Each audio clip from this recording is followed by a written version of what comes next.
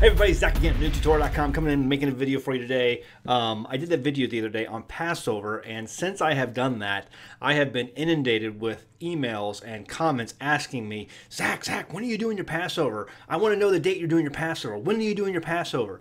And if you've paid close attention in the last couple of years, I have not been telling people when I do my Passover.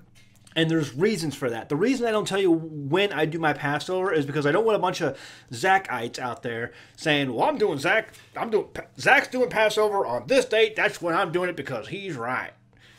I don't want that to happen, okay? I don't need a bunch of robots following me around. What you need to do, and Paul talked about this too, Paul talked about how people were following, whoever it was, Paul or some of the disciples, and they were considering them their followers. We need to be followers of the Messiah.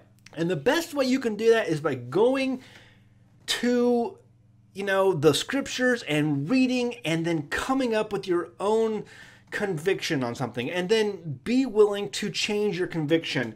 Don't ever really keep anything completely 100% solid. Be always willing to learn and be in a place where you can be mentored or opened up to new ideas, things that you haven't seen before. I'm very dogmatic on very few things.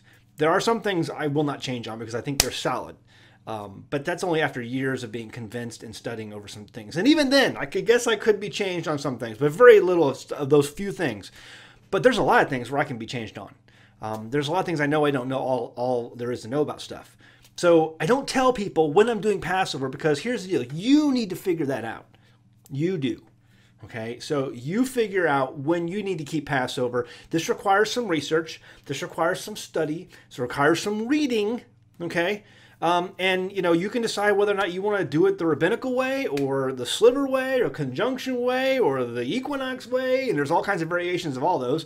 You require some study on your part. See, the thing we have to get away from is all the years we were sitting in a Christian church in front of that pastor in the pews like this.